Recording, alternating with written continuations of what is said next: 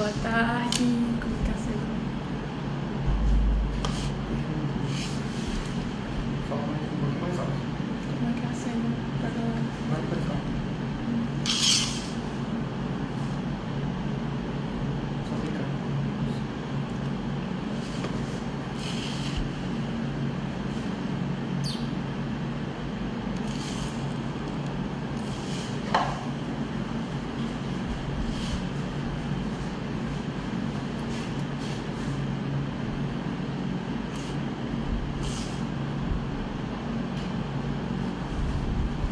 Você está no lugar para te ver. Boa tarde, pessoal. Tá todo mundo me ouvindo?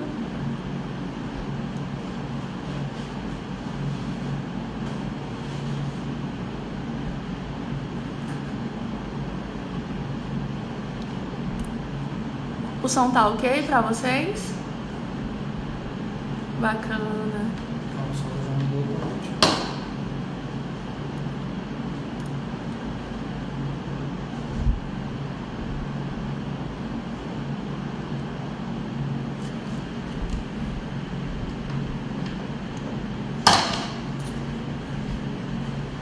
Todo mundo me ouvindo? Quando tiver ruim, vocês podem avisar.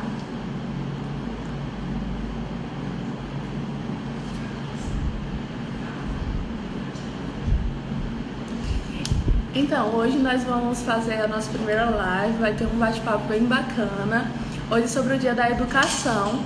É muito bom ter todos vocês aqui. Nós temos um convidado especial, museólogo e educador do MAUC, que é o Museu de Arte da UFC. Queremos fazer um bate-papo bem bacana com todos vocês, falar sobre educação museal.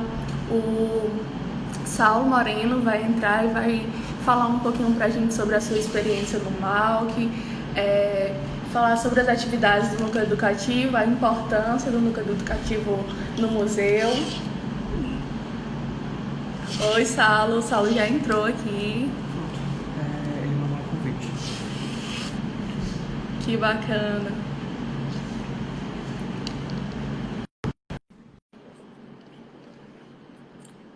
Saulo está entrando aqui na nossa live para começar o nosso bate-papo.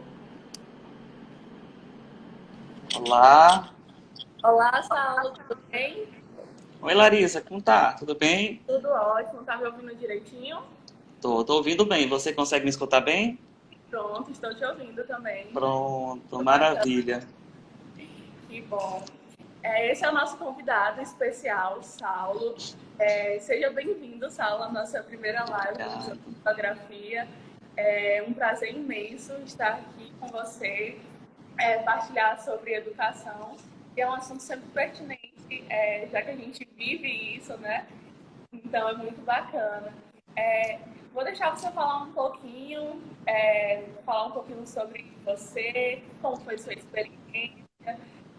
Pode iniciar, seja bem-vindo, Saulo. Muito obrigado. Inicialmente eu quero agradecer, né, o convite e a oportunidade de estar aqui com vocês, participando dessa live sobre um tema tão relevante. Então, muito obrigado, Larissa, muito obrigado ao Museu da Fotografia Fortaleza.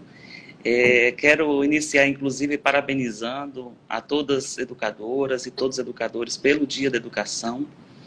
É um dia muito especial, um tema extremamente importante, mais atual do que nunca, né, para a nossa sociedade. Então, parabenizo, inclusive, os educadores e educadoras do Museu da Fotografia, o pessoal também do MAUC, que trabalha comigo, e, claro, todas as nossas equipes, o museu. Ele é um todo integrado, né? Então, no museu, não só aqueles educadores estão mais na relação com o público diretamente, não são só eles os educadores e educadoras, né? Também, claro, a gente sabe que outros setores são fundamentais para essas relações com o nosso público, para a construção das nossas atividades educativas e educam também através de outros meios, né? Então, o meu parabéns aqui a todo mundo que persiste, que luta cotidianamente e antes de tudo, que acreditam, né, no potencial da educação, como realmente ela é uma dimensão completamente importante e transformadora na nossa sociedade, né? Então, passado esse breve agradecimento, Quero também agradecer a todo mundo que está aqui acompanhando, espero que gostem desse nosso papo. Vou compartilhar um pouquinho de algumas experiências que temos tido no Museu de Arte da Universidade Federal do Ceará, no qual eu sou museólogo e educador, coordeno o núcleo educativo deste museu, com muita alegria. E, como disse, sou museólogo, eu sou bacharel em museologia pela Universidade Federal de Santa Catarina e mestrado também em museologia e patrimônio pela Universidade Federal do Estado do Rio de Janeiro e pelo Museu de Astronomia e Ciências Afins, instituições de educação que me formaram, que me fizeram ser o que sou hoje e às quais eu sou muito grato. Todas as escolas que me formaram foram muito importantes em minha trajetória e eu sempre gosto de destacar as instituições na qual eu estudei, na qual eu atuei. Então também atuei na Universidade Federal do Amazonas, no Museu Amazônico. Então um abraço para todo mundo lá de Manaus, da equipe, para o museu, para a universidade. E agora aqui na nossa querida UFC, né, Universidade Federal do Ceará. Nossas universidades públicas são patrimônios inestimáveis da sociedade brasileira, né? E eu sou muito feliz. É muito importante, né, na nossa formação. Com certeza. E assim, mais do que nunca a gente percebe, né, a importância das instituições, né, das universidades e do conhecimento que eles produzem, da transformação, antes de tudo, que elas promovem em nossa universidade. Então fica aqui também o meu reconhecimento nesse Dia da Educação e agradecimento, antes de tudo, por tudo que a universidade pública, as instituições públicas fizeram por mim e, claro, por todos nós. É mais ou menos isso, um pouquinho do meu percurso, né, desde o ano passado que eu estou no MAUC e coordenando o núcleo educativo, né, deste museu. Saulo, conta pra gente um pouquinho como foi que nasceu esse interesse pela museologia. Sempre você teve uma vida bem presente nos museus, sempre conheceu, sempre foi um interesse seu, o museu, ou como foi que despertou esse interesse pela museologia? Eu digo muito que a museologia na minha vida foi um acaso, um feliz acaso, né? Eu tive um momento em que eu queria ser historiador. Eu me lembro desde muito pequeno, assim, sei lá, com 5 anos, 6 anos, 7 anos, que eu pintava a universidade, colocava assim história em cima. Eu era apaixonado e sou apaixonado por história ainda. E pensei que iria fazer história. Depois, quando fui crescendo, né, também comecei a me apaixonar por outras áreas e fiquei numa tremenda dúvida se eu iria para história, para ciências sociais, também era apaixonado por antropologia.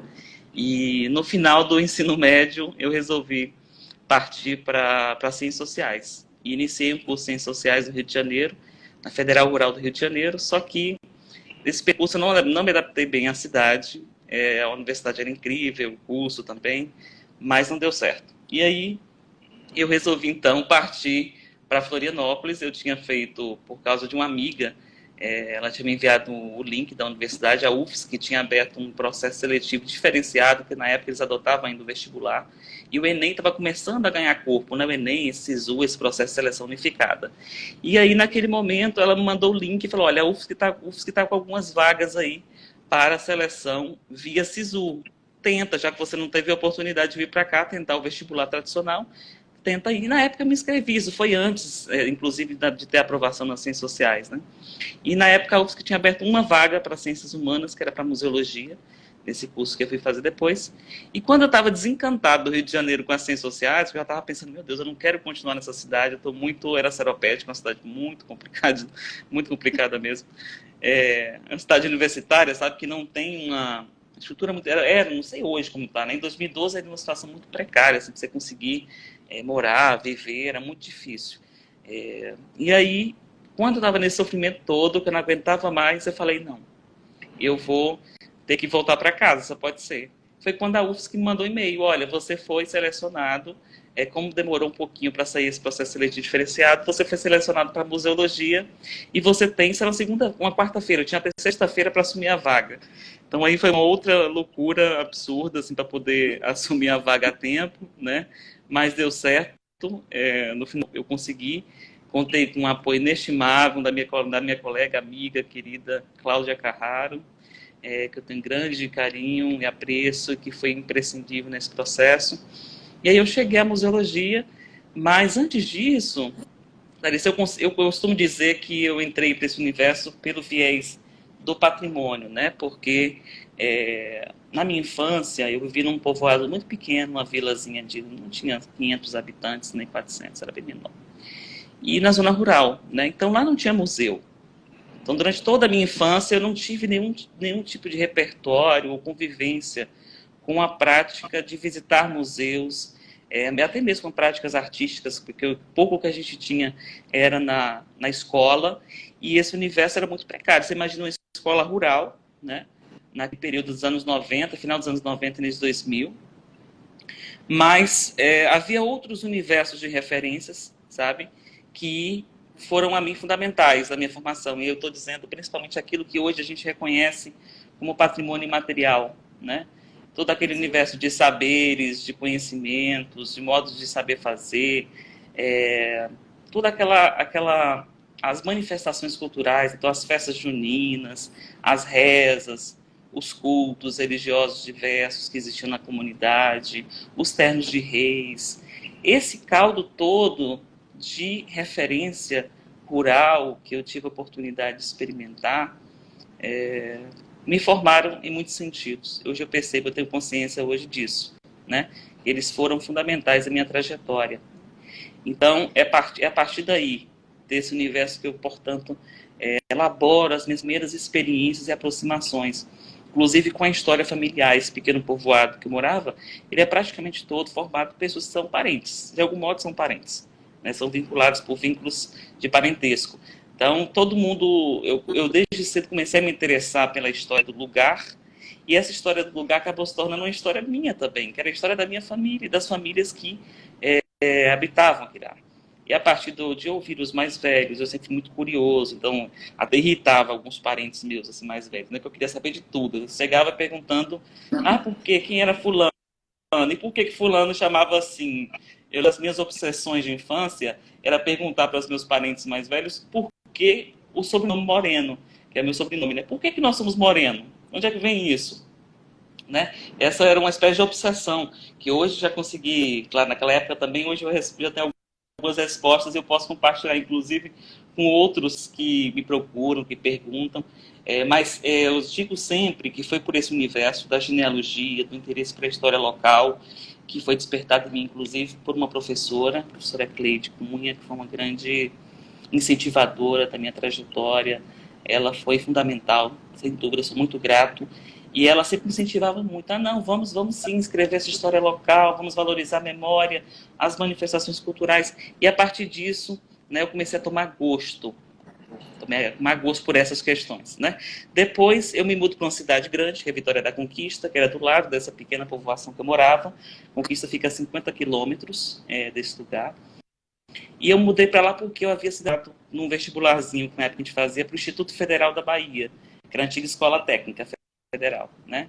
E aí esse movimento, e foi também muito difícil e desafiador, porque você imagina, né, eu saindo de uma instituição, como eu te falei, o cenário que nós tínhamos, e ir para uma grande instituição, extremamente renomada, que era o Instituto Federal da Bahia, naquele momento, lá em Vitória da Conquista. Mas essa passagem foi muito importante e certamente alavancou a minha existência, assim, em todos os sentidos. A formação integral que eu tive nessa instituição foi fundamental. E a partir dali, eu passei a atuar também na ONG Carreiro de Tropa, que é uma instituição dedicada à preservação da memória e do patrimônio lá na minha cidade, em Conquista. E junto com Maristela, com o Neto e outros parceiros, nós atuamos em diversas frentes, pesquisando, reunindo acervo, identificando referências culturais na cidade, e depois isso se converteu, inclusive, num projeto que foi a minha primeira experiência, portanto, em educação museal. Eu falo tudo isso para chegar nesse ponto, né? Que nós elaboramos um projeto chamado Memória Histórica do Tropeirismo em Vitória da Conquista. Para quem não sabe, os tropeiros eram figuras, né, que eram pessoas que transportavam cargas de um lugar para outro, né? Essas cargas eram as mais diversas. Imaginar, no momento que não tinha no Brasil sem carros, sem caminhões, sem trem, sem nada, foram os tropeiros que conduziram tudo, por todos os lados, né? Claro, tinha também a via fluvial, que aí eram os barcos que eram utilizados. Mas antes os tropeiros conduziam pela via terrestre esses diversos e produtos através de burros, de tropas de animais, né? Essas tropas geralmente eram de cavalos, mas principalmente de muares. E a gente começou a perceber que esses trânsitos culturais, em sua maioria, Estela começou na época da pesquisa de monografia dela do curso em História, esses trânsitos culturais haviam sido fundamentais para a constituição da nossa sociedade. Porque os tropeiros não levavam somente alimentos de um canto para o outro, uma coisa material. Havia, antes de tudo, a imaterialidade, as cargas simbólicas que eles transportavam. Ou seja, o tropeiro visto como um mediador simbólico entre diferentes mundos. Essa percepção, essa interpretação desse agente, portanto, nos direcionou a olhar para um fenômeno que nasce da relação do tropeiro com a sociedade na qual ele está inserido, que é o tropeirismo. E aí nós fizemos um projeto porque essas pessoas, os tropeiros e as tropeiras também, que teve algumas, elas geralmente são do universo rural, assim como eu. E elas havia uma enorme invisibilidade social quanto a elas.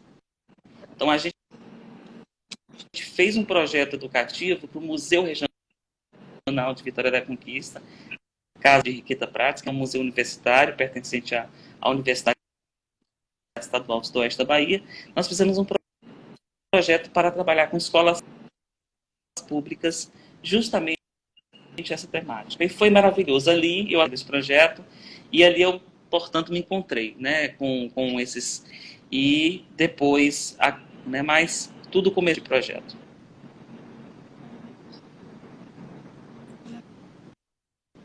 Deu uma...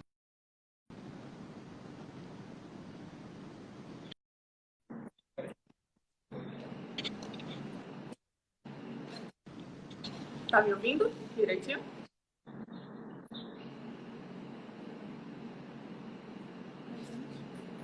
Aí manda assim, tá te ouvindo. Tu tá me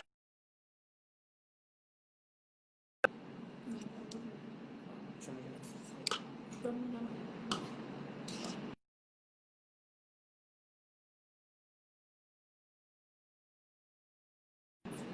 o pessoal que vai chamar de novo. Vocês estão me ouvindo? Vou chamar o Saulo novamente.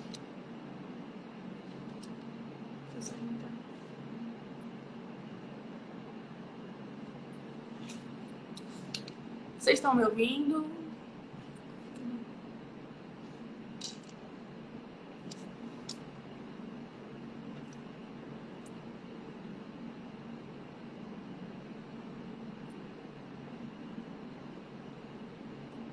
Vamos aguardar. O Saulo, ele já entrou na live, ele vai voltar para a gente. Pronto. Você está me ouvindo, Saulo? Oi? Tá me ouvindo direitinho? Estou escutando bem. Deu a sair, depois retornar. Bacana. Saulo, voltando só um pouquinho da tua fala, você falou que no início você começou a pesquisar coisas da tua própria família. E aí, fala um pouquinho sobre essa questão do patrimônio imaterial. A gente começa a fazer algumas pesquisas. Opa, o Saulo saiu novamente, deixa eu entrar em contato com ele.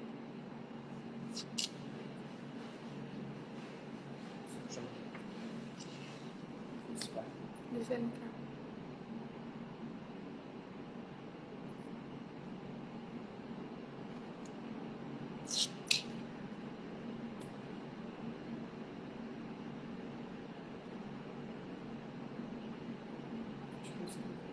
Isso aí.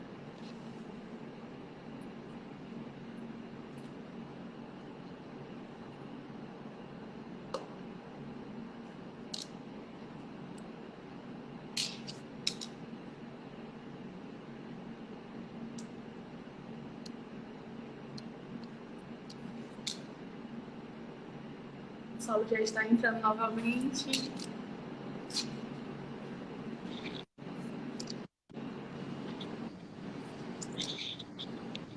Será que voltamos? Tá me ouvindo? Eu tô te ouvindo. Tá ok? Pra ti aí?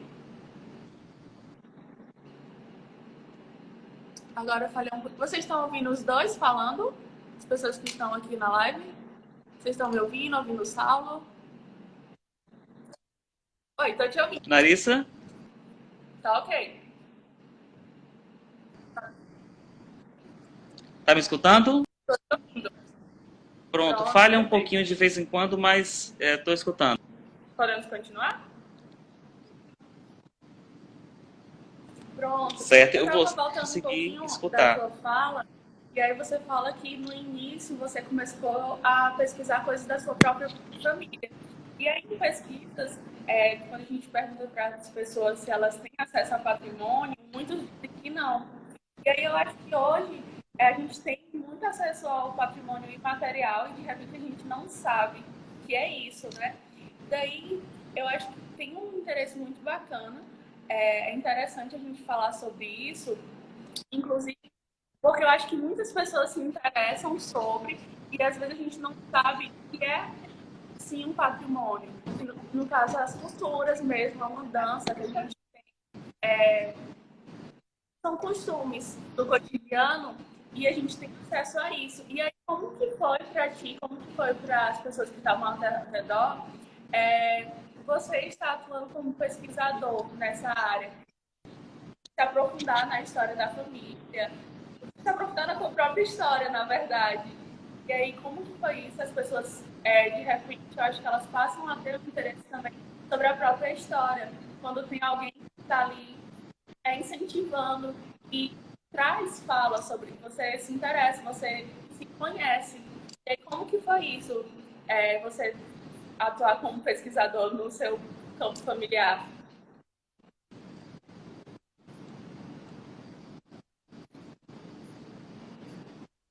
Consegue me escutar Tô te bem? escutando. Tô te escutando.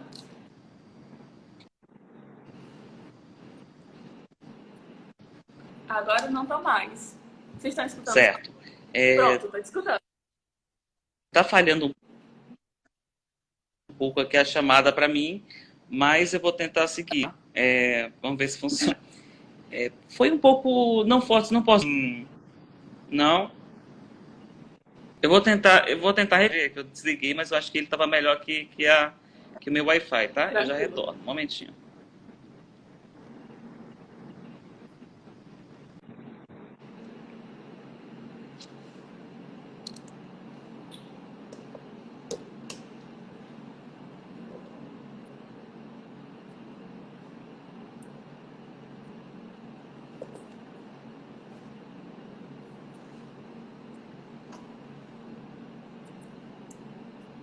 O Saulo vai entrar novamente, ele já está solicitando. E o que vocês estão achando da live? Vocês têm interesse? Vocês sabiam que hoje era o dia da educação? Qual é o interesse de vocês nessa temática? Olha, o Saulo.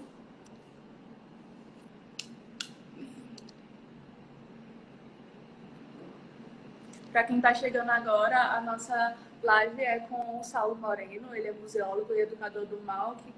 A gente teve um probleminha, mas ele já está aqui conosco novamente. E aí a nossa temática é educação. Saulo, estava só lembrando para quem está Pronto. chegando agora com a nossa temática. E aí o Saulo está falando um pouquinho sobre a trajetória dele na museologia, como foi. E agora a gente tinha falado um pouquinho sobre ele começou atuando na pesquisa da própria família dele, de onde veio o sobrenome, quais eram os costumes, e a gente fala um pouquinho sobre patrimônio imaterial. E aí o Saulo vai dar uma falinha de como foi atuar como pesquisador no seu campo familiar. Saulo?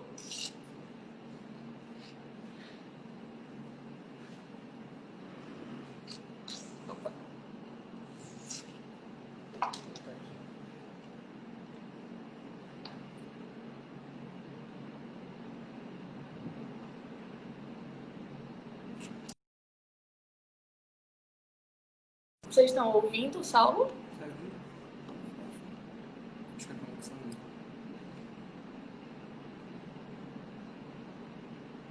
Vamos iniciar chamando? Falou com o pessoal dele, vai iniciar a live. Que bacana, Cristina. Que bom que vocês estão aqui conosco. O Saulo ele vai entrar novamente.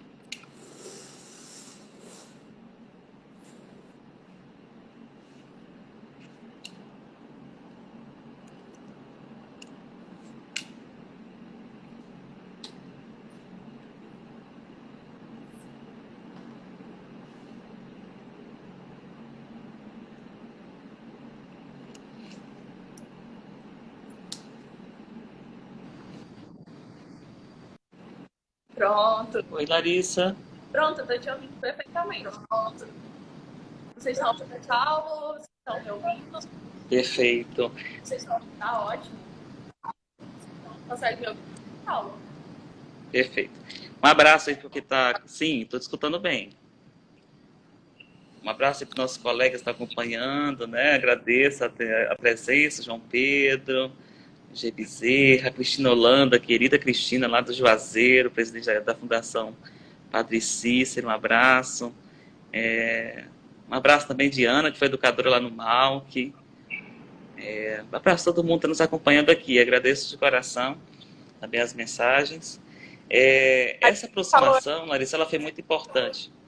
A Diana falou aqui que a sua história é belíssima e que bom a gente poder compartilhar para mais pessoas, né? Eu agradeço, Diana.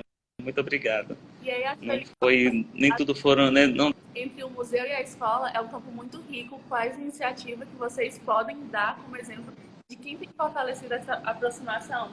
A gente vai falar um pouquinho também sobre essa pergunta. Perfeito. Vai só dar uma continuação na fala do Saulo? E vou só anotar aqui o questionamento para não perder depois, né? Bacana. Museu Educação, Museu Escola. Como eu disse lá no início, esse universo todo de formação, né? No universo do patrimônio que eu estava me referindo, ele foi muito importante. De início estranho, sabe? Eu estou falando dos meus familiares, outras pessoas também que começaram a perguntar as coisas, era um pouco esquisito. As pessoas não achavam aquilo, não conviviam com essa questão, né? Esse interesse. Era uma coisa, esse compartilhamento, eu diria, de informações, ele era muito orgânico, a lógica, né, de funcionamento da sociedade rural, que naquele momento, na minha infância, já estava em acelerado processo de transformação, porque você já tinha entrado da televisão, e isso alterava também a forma como as famílias se reuniam, por que elas se reuniam, em torno de quê? Não era mais em torno do fogão a lenha, não era mais em torno de um caos, era já em torno da TV, né?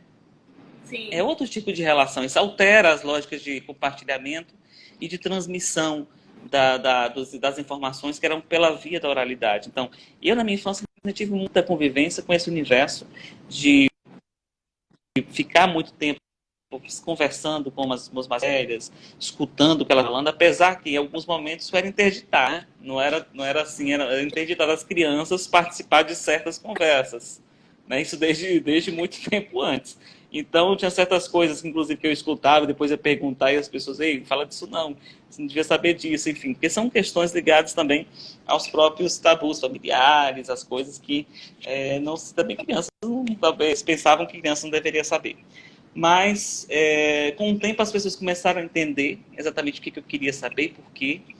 E hoje eu estou preparando, inclusive, tem um desafio que eu me propus de preparar um livro sobre essa história toda que eu pesquisei, sobre essas questões todas que eu trabalhei, porque essa minha pesquisa sobre a história da família ela não ficou restrita ao universo da oralidade. Eu depois avancei para a pesquisa documental. Então, ao longo por isso que eu pensei que um dia eu iria para a história, porque eu fui trabalhar com arquivos e por aí vai, com acervos diversos, e isso me possibilitou, portanto, um aprofundamento muito maior nas minhas pesquisas, no meu conhecimento sobre minha própria trajetória e do meu grupo familiar. Saulo, mais pessoas aderiram a essa ideia de pesquisar sobre a família? Pessoas assim... Olha, algumas pessoas... Não. Eu sou a única pessoa que me interessa bastante por isso, né? Tem alguns outros parentes que às vezes demonstram interesse, perguntam. Agora mesmo estou em contato com parentes que moram em São Paulo e a gente está conversando sobre as nossas origens familiares. Eles migraram há muito tempo para São Paulo e não sabiam muita coisa, mas sabiam outras histórias, né? Mas uma história mais antiga sobre as origens, que as pessoas mais velhas eles não tinham essa informação, e agora a gente está compartilhando, eles nos contando as histórias da parte deles. Isso é uma complementaridade, sabe? O que eu falei para eles. Eu acho que é muito importante aqui, porque não basta só a gente entender, sei lá, 300 anos para trás de história. A gente tem que entender também as histórias recentes, né? Como é que vocês chegaram aí, como é que viviam seus pais, essas coisas todas, as fotos. A gente está compartilhando, nesse momento, esse material. Tem sido muito rico, muito interessante. Muito feliz eu estou de poder estar tendo contato hoje, inclusive esse contato foi propício pelas redes sociais, de me conectar com outras pessoas, né, da minha família também, mesmo que parentes distantes, e a gente construía um sentido, né, de perto a uma história que é uma história comum. Que bacana. Eu sei que tem muitos educadores do MALC aqui acompanhando a nossa live, e aí eu queria que você falasse um pouquinho de como foi a implantação do núcleo educativo no MALC. A gente sabe que é um núcleo bem recente, a Graciele também está aqui nos acompanhando, e aí a gente vê que vocês falam bastante, com bastante alegria sobre a implantação do núcleo. E aí eu queria que você falasse um pouquinho como foi essa trajetória, como é estar à frente do núcleo educativo do MALC, e falar um pouquinho.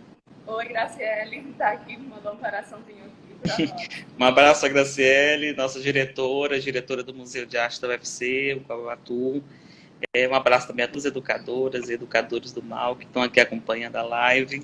São muitos, eu não vou citar nomes para não cometer injustiça, esquecer alguém. Mas um abraço a todos os meus colegas também de museu. Foi um grande desafio participar desse processo de implantação, mas de uma riqueza e de uma felicidade assim, imensas. Tem sido muito bom as experiências que a gente tem desenvolvido. Então, eu vou contar um pouquinho brevemente, né, como foi esse processo. Nós somos, primeiro, acho que cabe dizer que nós somos um museu universitário, né? Nós estamos vinculados a uma universidade, e isso implica uma questão não só de vínculo jurídico, administrativo, isso diz respeito, antes de tudo, a uma construção de perspectiva de atuação, né? A forma como a nossa missão ela está inteiramente articulada à missão educacional, de formar, e por aí vai, cidadão. O MALC, apesar de ser quase sexagenário, ele faz 60 anos em 2021, nós só em 2019, né? Isso não quer dizer que o museu começou sua experiência educativa agora, em 2019. Pelo contrário, né? Isso quer dizer que foram circunstâncias específicas que levaram, neste momento, à institucionalização de um setor específico no museu para tratar das ações educativas. Mas eu gostaria de fazer uma breve retrospectiva, porque quando o MALC foi criado, ele já nasce, portanto, com uma ação educativa que é atribuída a ele muito fortemente, né? Essa dimensão, que a gente pode chamar de dimensão educativa, ela estava muito ligada nos primeiros anos, no momento da criação do museu, à formação de uma sensibilidade estética. Ou seja, a formação, essa perspectiva inclusive está consolidada na criação, que diz que se destinaria justamente ao nível cultural do povo, né? Era a terminologia época. É claro que hoje a gente faz uma crítica, aí é necessário que a gente reflita sobre esses termos, sobre essa coisa de elevar e diminuir culturas, mas era como eles trataram, como foi tratado naquele momento, a institucionalização do museu. Isso se percebe, portanto, que o museu é atribuído ao museu esse papel, as pessoas para o contato com a arte, para a vivência da arte. Por outro lado, também de pessoas. O papel formativo do museu, ele é muito bem declarado logo também no instrumento de criação, quando diz que o museu deveria promover cursos, oficinas, atividades sobre arte do Ceará principalmente, né? Além, claro, das outras funções funções que foi atribuídas ao museu, como preservação, coleta, sistematização, pesquisa e outras coisas mais. Eu estou destacando, portanto, aqui que quando o museu surge, ele já surge com uma dimensão. Depois nós temos alguns elementos importantes, diversos artistas, a começar por Bandeira, que foi fundamental na criação do MAU, que é Antônio Bandeira.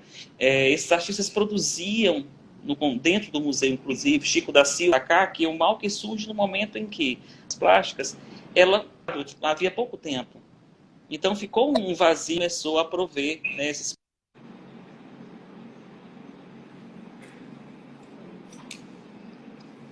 Vocês estão ouvindo o Saulo? Tá me ouvindo, Saulo? Tá me ouvindo?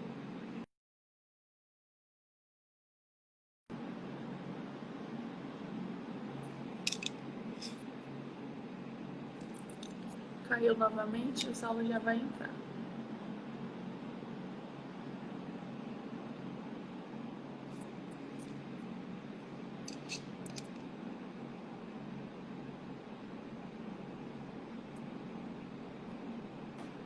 Vocês estão me ouvindo?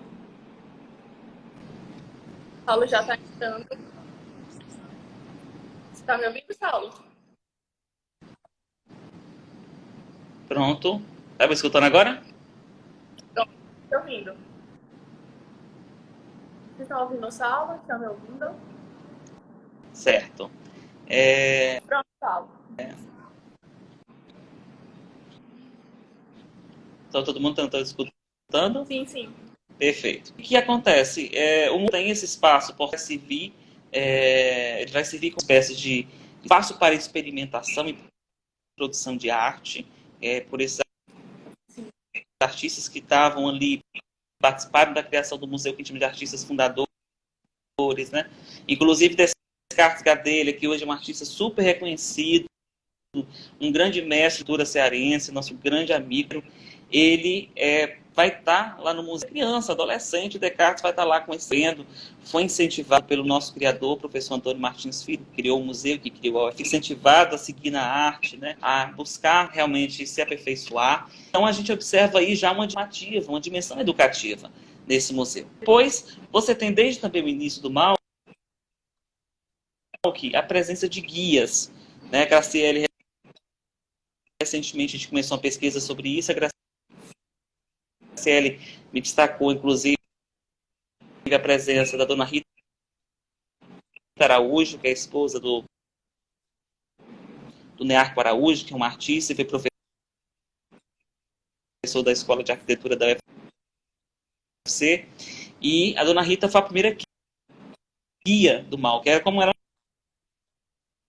chamados os educadores e educadoras lá nos anos 60, nos idos dos anos 60, né? Depois, durante muito tempo, inclusive, foi assim chamado. Eram os guias de museu. Então, a dona Rita foi a primeira guia do MAU. Depois, a gente tem também o Henrique Barroso, que foi guia, e o Henrique vai para o Rio de Janeiro e faz o curso de museologia e volta e vai ser o nosso primeiro museólogo. É o primeiro museólogo do MAU, é o Henrique Barroso, e que também atuou, né, como guia do museu. Depois, avançando um pouco, é possível perceber, então, aí que a gente tem as visitas guiadas, como eram chamadas na época, com atividades educativas que aconteciam no museu, com certa regularidade e frequência, a depender da demanda que existia naquele contexto. Nos anos 70, a gente tem a presença da Bolsa Arte, que era uma bolsa destinada a estudantes foi criada em articulação com o projeto do MEC, de arte na escola, e essa Bolsa Arte, ela que surgiu na Universidade Dr. Pedro Eymar, que foi nota durante 30 anos, e saiu em 2018, também se aposentou da universidade. O Pedro Eymar, ele vai articular, vai conceder bolsas para estudantes da universidade irem para o museu e atuar no museu, né? E ser aperfeiçoamento, então incentiva a formação artística. Essa bolsa ela vai ter ao longo das décadas, inclusive, que ela existe hoje um novo, sempre com a perspectiva do incentivo, formação, disseminação da artística na universidade, né? No final dos anos 80, início, a gente tem outra experiência marcante no MAUC, que é a oficina de gravura. Ela vai surgir em 89 para 90, foi também por iniciativa uma parceria do MAUC com a Secretaria de Cultura, com outras instituições, comandada pelo gravador e professor de arte Eduardo Eloy. Na oficina vão ter formação vários artistas de uma nova geração da gravura no Ceará. Hoje, com a grande, né, o Sebastião de Paula, inclusive como estudante na época, bolsista, o monitor, a professora Alexia Brasil, Cisco Bandeira, que é meu colega, que atualmente, inclusive, dirige a oficina Mestre Nosa, que ela foi depois da oficina Mestre Nosa. A gente tem, portanto, nesse momento, a criação da gravura, da oficina de gravura, e o ressurgimento, inclusive, da xilogravura aqui em Fortaleza. Esse é um marco importante, né? E depois, principalmente, esse papel de visitas guiadas, né? Ele fazia com muito prazer, com muita alegria, recebia os públicos. Então, algo que ele sempre teve ativas, sempre atuou educativo, né? Não havia institucionalizado essa função educativa. Uma série diz, né? A realização de um núcleo educativo, de um serviço, é a institucionalização da própria função educativa. Em 2000 acontece uma mudança de gestão. O professor Pedro Eymar, no museu, ele deixa de ser diretor, ele se aposenta, entra na direção a museóloga do museu, conhecer muito bem já a instituição, que estava atuando há mais de 10 anos, que é a Graciele, então assume a direção do MAUC, e aí também há uma mudança de perspectiva. Cada gestor tem uma lógica de trabalho, ele imprime, né, uma perspectiva e um perfil à instituição, né? E a Graciele também trazia um olhar, uma outra trajetória, uma formação em museologia, e isso, claro, MAUC, transformações positivas, né? Eu destacaria, então, aqui o aspecto de planejamento, porque foi através do planejamento museológico que foi...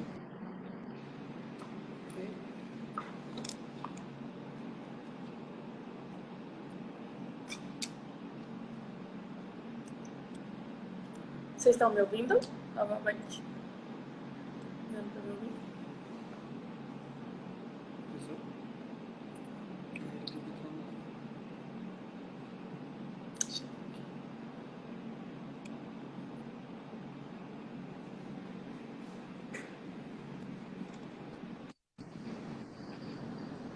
Pronto. Pronto. Retornamos? Pronto, retornamos. Consegue me escutar bem? Na edição, todo mundo? Vocês também estão escutando o Saulo? Perfeito. Como eu estava dizendo, né? Sim. Certo. Nesse período, então, a gente tem de planejamento, isso feito muito pela Graciele e pela Ellen Cristina, nossa colega, administradora do museu.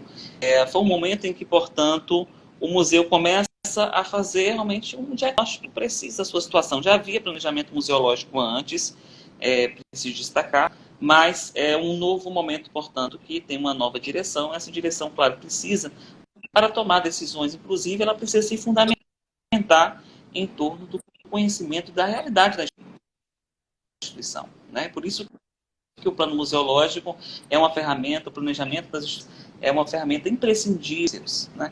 E é a partir de um diagnóstico que se identifica como uma grande necessidade, naquele momento, de assumir essa pauta, né? essa questão que o museu tinha, que tinha surgido no seu diagnóstico, e a partir daí que é elaborado o projeto educativo para o MAUC. Esse projeto educativo ele vai ser apresentado à reitoria na época, que também até hoje nós somos vinculados ao gabinete da reitoria da universidade. Então, esse projeto é apresentado à reitoria, a reitoria abraça esse projeto. É importante dizer isso, né? Porque às vezes o gestor, o diretor de uma instituição, ele tem todo o interesse do mundo em fazer várias coisas, mas ele não conta, às vezes, com o apoio da gestão, né? Que a gestão, no caso superior, que é da instituição mantenedora do museu. No caso da Graciele, na direção do MAUC, ela contou com o apoio do reitor, na época o professor Henri Campos, e também, claro, com toda a equipe de servidores também da reitoria e das pró-reitorias, né? Que é quem, de fato, faz a universidade andar, a universidade tocada através das pró-reitorias, né? São os órgãos de gestão. Então, naquele momento, esse projeto é abraçado pela universidade, que destina uma vaga de um servidor técnico administrativo, museólogo, no caso foi a vaga que eu passei a ocupar, depois de um concurso público, e também destina bolsas de um programa que havia sido instituído há pouco tempo, que era o Programa de Bolsas de Inovação, da Pró-Reitoria de Administração e Planejamento. E através dessas bolsas PIB, nós tínhamos um número bom de bolsas, daquele momento foi suficiente para implantar, portanto, um núcleo educativo. E aí que começou a atuar, né, comigo, aos bolsistas, né, destacaria aqui, né, alguns nomes, porque foi dessa primeira geração de educadores que atuaram comigo, bolsistas, a Bianca, a Thaís, o Igor, o Ísio, né, a Maria Vitória, que estavam ali, portanto, pensando essas estratégias e como implantar e fazer acontecer esse núcleo educativo do MAUC, né? Nós, então, iniciamos nossas atividades em março e, a partir daí, nós fomos agregando, né, outras pessoas, agregando outros estudantes que passaram a atuar também como educadoras do Museu de Arte, né? A Tilde, na Bolsa Bia, o Wanderson, e depois os outros, e aí entrou muita gente que não tem como nem falar mais, porque vieram os estagiários, vieram depois os voluntários, começou a nossa atuação e foi um 2019 assim, esplêndido, no núcleo educativo fez muita coisa, o museu como um todo fez muito em 2019, e nos alegra muito ter participado desse processo junto com todos os setores do museu, né? Com a comunicação, com a administração, com o arquivo, com a biblioteca, porque é isso, o museu ele só funciona se todos os seus setores funcionarem em harmonia e com o mesmo objetivo, né? Que bacana, Saulo. Você falou no início uma coisa que eu acho muito importante de ressaltar, que no lugar de educadores a gente era chamado de guia, e aí por isso visita guiada, né? Houve essa mudança, na verdade eu acho que ainda é algo que está em processo, e eu queria que você compartilhasse um pouquinho assim, da tua experiência mesmo.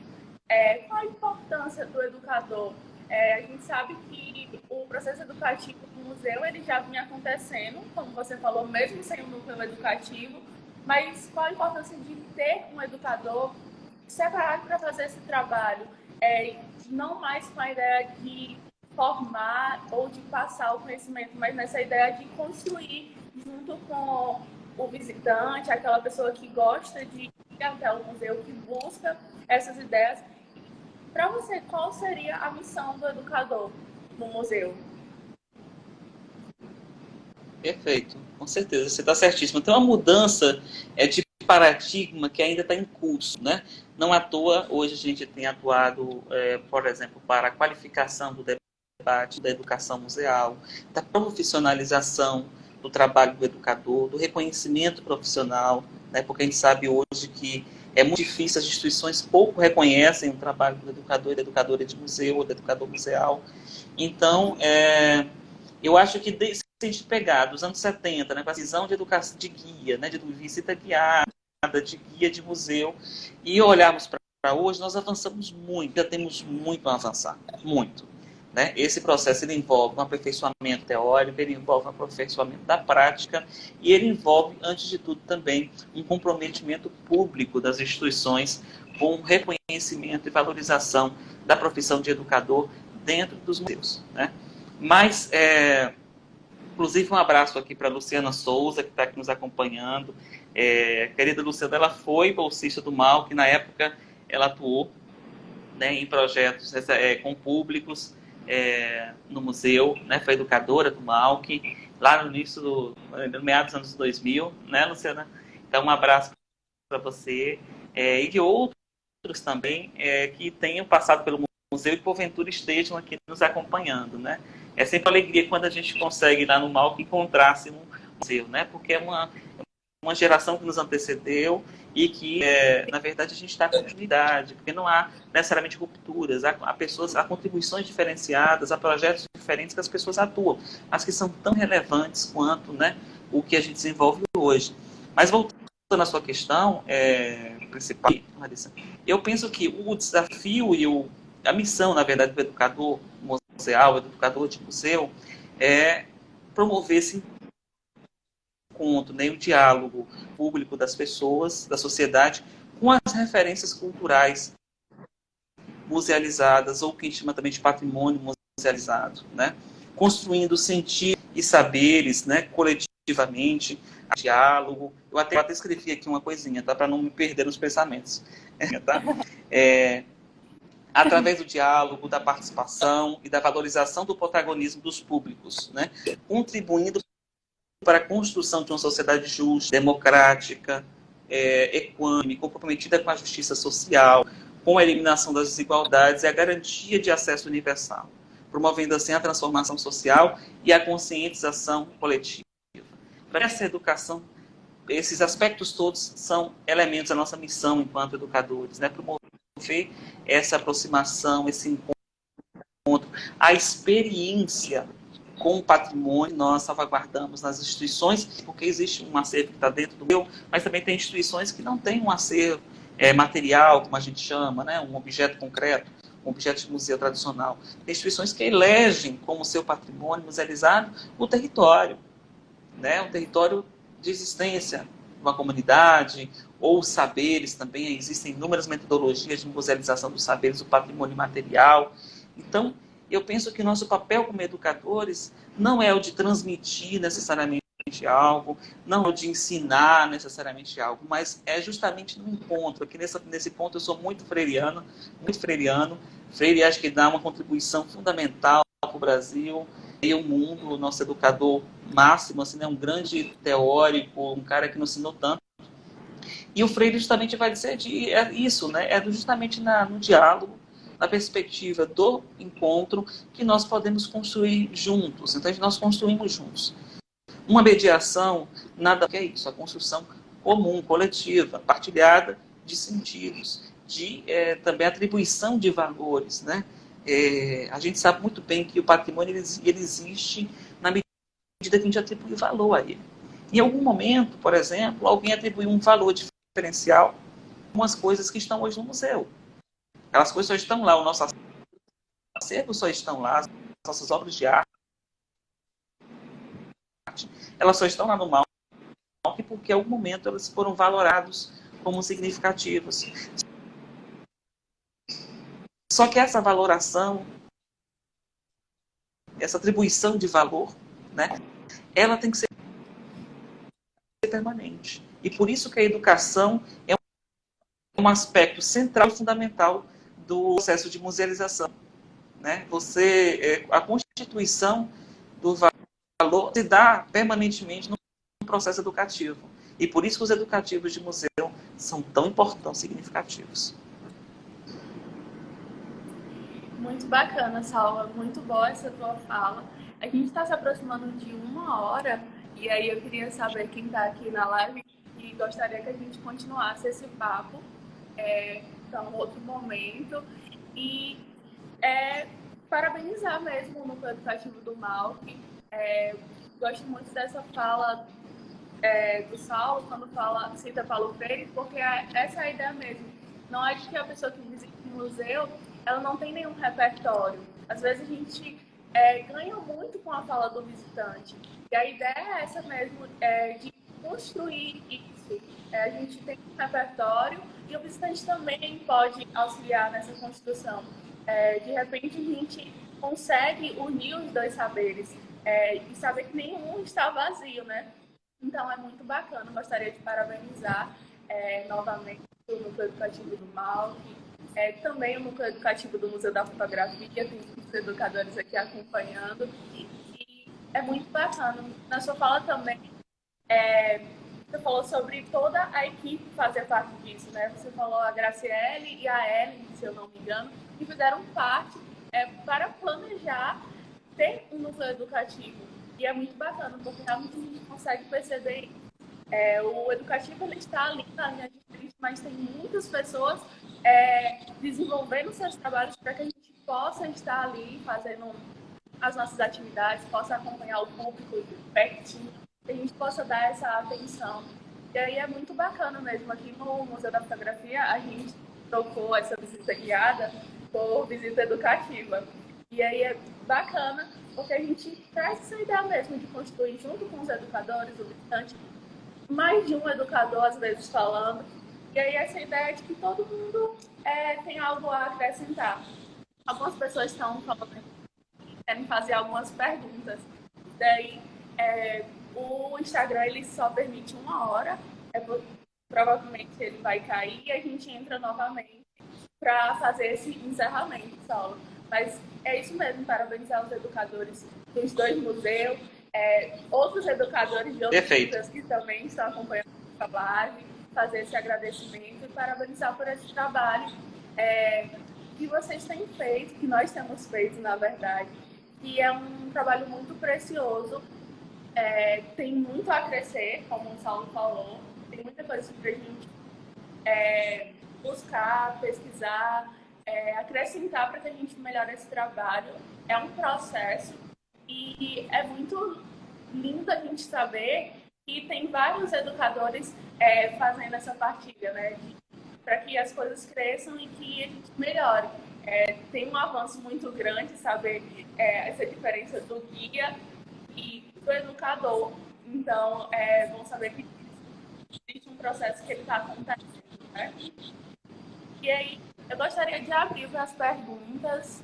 Na verdade, a gente vai deixar isso para a próxima live. Posso fechar essa e abrir outro momento para a gente fazer esse encerramento com as perguntas que o nosso público está fazendo? Pode ser, Saulo? Perfeito. Pode ser sim. A gente retorna então daqui a pouquinho, quando você reiniciar. Tá certo. Muito obrigada a todos. E aí vocês já podem entrar na nossa próxima live, certo? Abraço.